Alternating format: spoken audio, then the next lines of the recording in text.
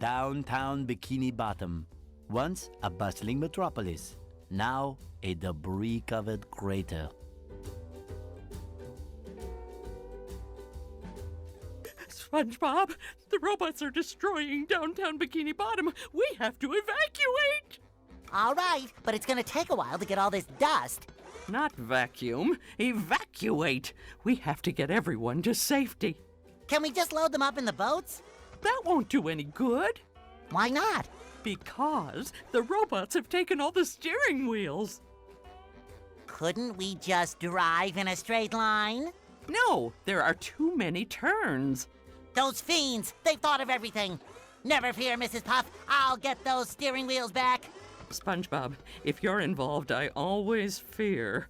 But I tell you what, if you can pull this off, I'll give you a golden spatula. How about a driver's license instead? Nice try.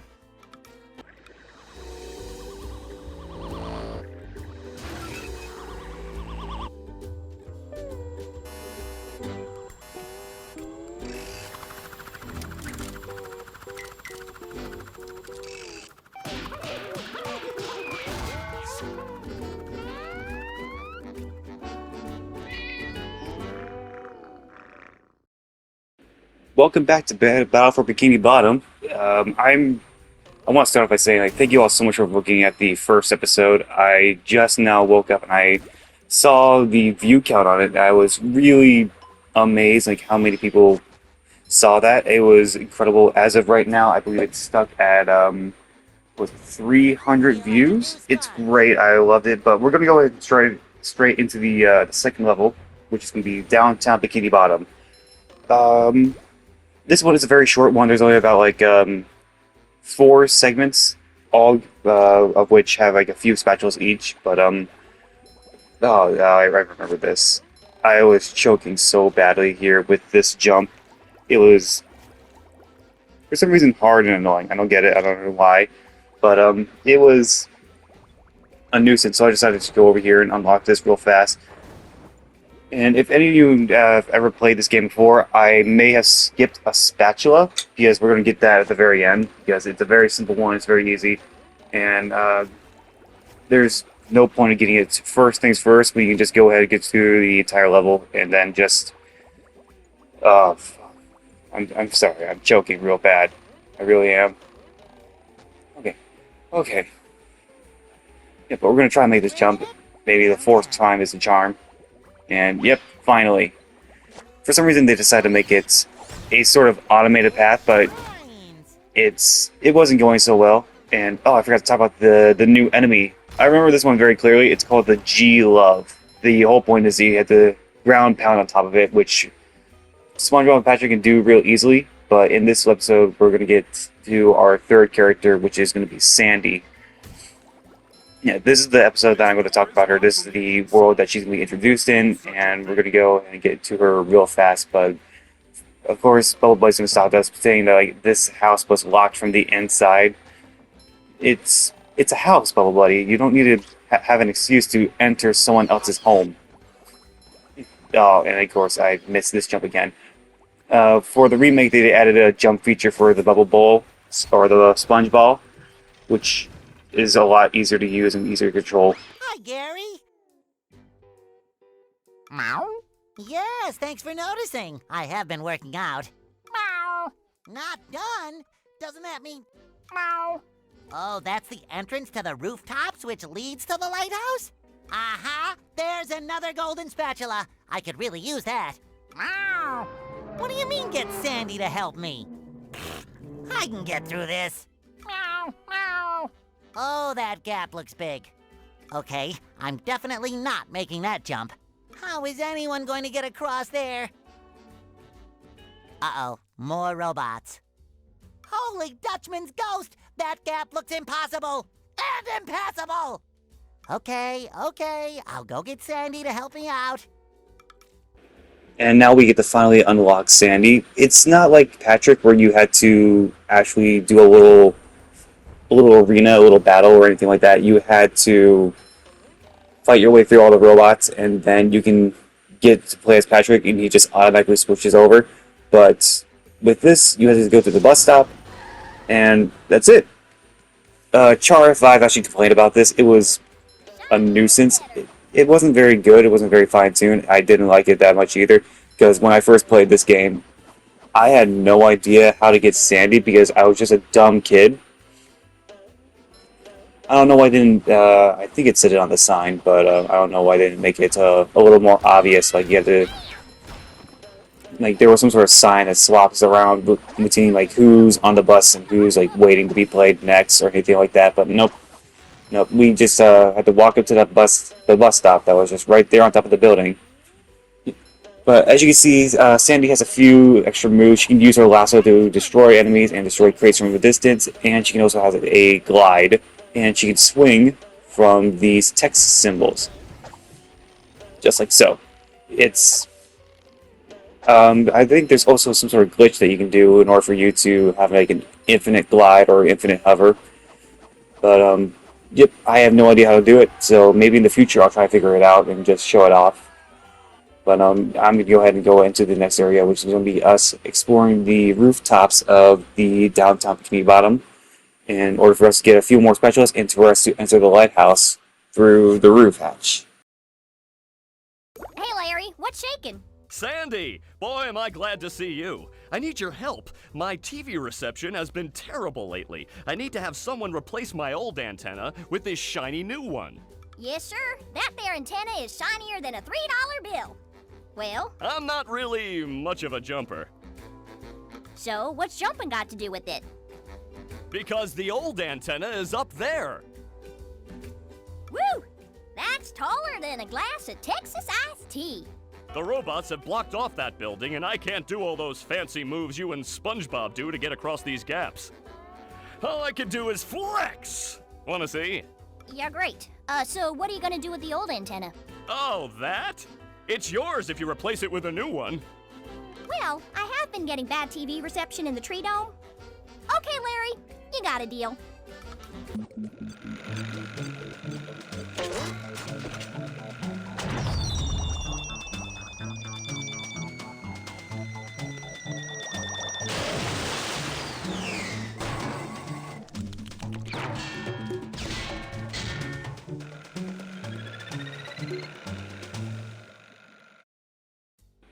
And now we have a fourth new enemy, which is going to be the it's some sort of like heat seeker. He has these missiles full of goo. It's not really water; it's goo, as of course shown with the episodes of Goo Lagoon. It's not really water they swim in. That's odd. I don't know why, but for some reason, I guess it does help a little more with the imagination for a kid's show. Yeah, but as you also saw, that there's these little chopper bots. Yeah, they have no introduction. There's a few enemies in this game that do not have an introduction, or they will not be able to because they're just a little side characters, but they're not much of a nuisance. They're not really that harmful or anything like that. All they do is they just walk up to you, then they do a little chop and just, I guess they spew toxic waste out of their mouth. Yeah, but if you destroy them fast enough, you won't be able to deal with that or anything like that. And we're going to go ahead and get another golden spatula real easy just from that clam over there where we have to activate a button and get it all the way back to the beginning. Sorry, I had a sneeze. I don't know why. Yeah, with it being allergy season, everything's been flaring up lately. And just like that, I showed off the box as well. Yay! Yeah, but oh, yes. You see those glowing little bubbles with wheels inside them? Those are the steering wheels for the boats that Mrs. Puff wanted us to get. And in order for us to get that, I'm going to go ahead and make a separate episode for that. And, yeah. I'll show that off in a different video just so we can go down the list on how to get the steering wheels and stuff like that. Because it's a bit tedious, and of course, if you have no idea what you're doing or where you're going, you're not going to be able to find them as simple as 1, 2, 3. And oh, I'm sorry, I'm losing control of everything. Yeah, but you know, I woke up recently. I'm getting ready for work. I'm just trying to make this video just to say like thank you so much for the views on the first ever one. I really do hope to keep seeing you come back for more and more. It really is nice. It's nice and wonderful for people to actually be seeing that that there's actually something on my channel, and I really do like that. The fact that it's also something that other people enjoy seeing and watching and viewing. Yeah. Oof. Yeah, gonna do a couple skips here in order for us to just make our way to this Duplicatotron, get some more shiny objects, destroy that, and then we're gonna go back and destroy this other G-Love. In order for us to make our way up here, we're gonna go ahead and destroy another G-Love, and then we'll make it down to this slide here. And with that, we are just one step closer to the lighthouse, where we're going to have to swap over to SpongeBob, because only SpongeBob will be able to do this level. Yeah, because Sandy does not have a ground pound ability. Much like Patrick, she does not have a certain moves that SpongeBob has. It's more for fun. Come on. Think. For a variety of reasons. SpongeBob can easily traverse surfaces and activate buttons and stuff like that, while Sandy is more used for platforming because of her glide and her lasso ability. It's unique, it's wonderful, it's nice, and I just wanted to go back here to see what was this for, because I may have forgotten where a few gloves are, or socks. Sorry, I was thinking about the Cosmic Shake earlier, saying that a remake of the Flying Dutchman would be the Revenge of the Flying Dutchman would be so nice if they added a feature that removed the costume-themed music, because of course that was a very annoying feature for them to have. It wasn't as good or interesting enough for anything to happen. Yeah, what else was good about that game? Well, the story was different. I did like that. It was I think my first experience with it was me just finding it on YouTube when I was probably 13 years old. I had no idea what it was. All I knew was, oh, it's a SpongeBob game. And I thought it was like kind of like the Battle for Bikini Bottom, because it sort of rang a bell to me. I really did like it. I was very interested when they said they were going to, the THQ team or the Purple Lantern, they were going to make remakes of all selected games from THQ or Heavy Iron. It would be so nice to have a much better, more upkeep graphic game just like that one. Because we all seen the Cosmic Shake. We all, of course, you're looking at the Battle for Bikini Bottom right now. And it'll be so cool in order for us to actually have a more realistic, more up graphic game that is more ancient and more well known for it being poorly made and having terrible graphics. And that's why we have these remakes, because they're very popular, they're very well known, and of course everyone's gonna like them. Everyone knows what they are, what they do, and stuff like that. And I accidentally grabbed this steering wheel. I grabbed another one before because I wasn't thinking. I did not know what I was doing. I just grabbed it because I had no clue. But there was no point in me going over there to get a button, because that just leads to a sock in order for us to go all the way back to the beginning of the level. And we're gonna exit the lighthouse, and we're gonna talk to Bubble Buddy again, saying like, "Oh, now it's unlocked." Yes, it's a house, Bubble Buddy. Yeah, hi, Bubble Buddy. Yeah, this door is locked. Okay, I'm gonna go unlock it. Hi, SpongeBob. Hi. Okay, whatever. Anyway, onward to the next part, which is gonna be the Sea Needle, where we're gonna do some bungee jumping.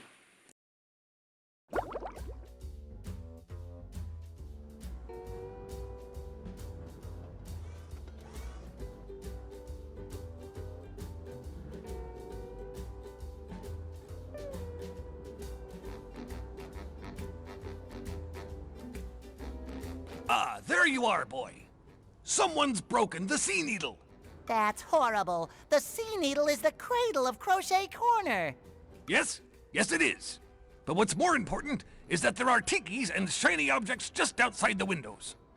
Mr. Krabs, how can you think of money at a time like this? Easy. I just clear my mind. Money, money. Money. Now listen here, boy. You know that I'll give you golden spatulas if you bring me shiny objects. But I'm going to sweeten the deal. If you can break all the tikis here at the Sea Needle, I'll give you a bonus golden spatula. Why would I want to break the tikis, Mr. Krabs? Because they were laughing at you and calling you funny names. What kind of funny names? You know. SpongeBob Butt Pants. That's not very funny. No. But they said your mom was ugly.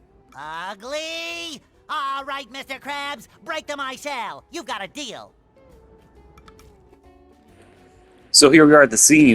Here is going to be a very more unique place. We had to just go around this circle right here where we had to go to these windows, and these little fish hooks will jump, well, Everyone looks like they'll fall down, and we had to smash all these tikis outside, which is more difficult than deluxe. As you can see, smashed one, the others didn't fall. Gotta go down, hit the others, and we had to wait for that small little, the shy tiki, that's what it is. Yeah. Luckily we got that, real easy on the first try, but now I was just struggling to finally reach these few tikis, and I'm just sitting here trying to find a way to get down there all the way, but nope, nothing's working. Nothing is working at all. So I tried a different approach, and I was like, okay, finally. So I just sit here, wait for the final tiki to be smashed, and then I make my way out, and we head on around to the second platform, which is in the north, past these tartar bots. Yeah, there's gonna be a little fight for us to get through to these other tikis. And I think I'm still on low health. I don't do very well with this. I know that very well. I died the first time. And with that, missed all of them on the first dive. Second dive, going down. Yep, did pretty good. Got two. Oh, we got three. Well, almost three.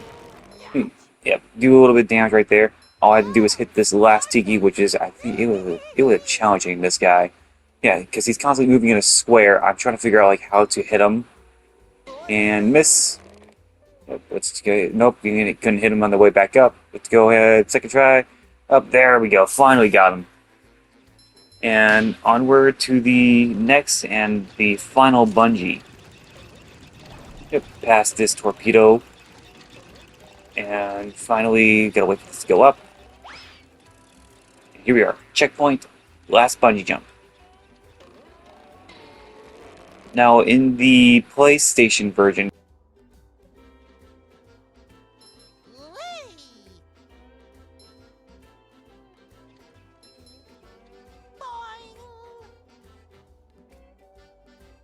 yeah, I'm not talking to you. Yeah, in the older version of this game, we had to actually get all of them in a row, because if you didn't, then you had to redo them all because you just died, as you can see right here. Yeah, but luckily with this version, all we had to do was just go, and I actually, yeah, I was looking around like, oh man, I was really angry trying to figure this out, because I thought it was the exact same thing as the first variation, but nope. No, I remember that all you had to do was just this one. Yeah, especially after you died, you had to get all of these done. And that stone tiki just went off flying. Oh, look at him go. Yeah. The worst part is like all these thunder tikis that are just all over the place. Because they're just exploding crates. That's all they are. They just big kabooms. Yeah. Luckily, you hit them in the right way. Then you don't have to deal with the explosion or anything like that. Yeah. Oof. Yeah. And of course, I'm struggling trying to hit these few ones left. Just these two. And I think, yep, okay, I ignited that tiki right there. Then we dived down, tried to hit this final tiki, which is way at the bottom. And one more dive. Can we get it? Nope. Okay, how about another one? Let's try another one. Down, and got it. Now we're just going to wait for all those tikis to be destroyed, and we're going to make our way back to Mr. Krabs. And this one I tried to skip, but for some reason I walked right into it. I forgot, like, oh, I need to get these wheels for another episode. Here's the golden And spatula. luckily, we got all the tikis, and Mrs. Krabs just gave us the golden spatula that we needed. And after this, we just have 2 more left, which is the steering wheel spatula, and then we have the one where we have to deal with the statue for people who know what that means. So we're going to go ahead and exit the seed needle. We're going to make our way to the statue, which is going to be a little bit of a tedious process because I'm just walking my way there. Oh. Onward, onward, and upward. Yeah, it's a very slow process, but the statue is just right over there. As you can see, I opened up the doorway at the beginning of the episode. And with this, all we have to do is line up the cannon's fire for us to make the debris, the sinks, and stuff like that to smash into these thunder tikis at the top of these totem poles. Yeah, with that one, we got 1. Let's hit another button, that makes it 2. And we're going to line it up here, which will make it 3. And I'm not actually going to line it up with the last one, because the last one, there's a special trick that you can do. All you have to do is rise up by lining up to the tikis, and then you just hit the thunder tiki, tank it, and hit the final button for the cannon to be destroyed, and you get the last golden spatula. Now, I'm not actually going to film me actually collecting the spatula because it was a very long and tedious process. Because for some reason the collision was very rough. It was very hard for me to try and find my way to get up this statue for some reason. I don't know why, but I just struggled for a couple of minutes trying to find a way to get up to here. And you know what? I'm going to leave it all in because if I had to do this, you're all going to watch it. But yes, it's not that long. But anyway, I want to thank you all so much for watching. And soon, in the next one, it's going to be the one about me going around telling you where to find all the steering wheel locations. Because as you can see, I saw some of this video. But anyway, thank you all so much for watching. I hope to see you again. And have a good one, loners.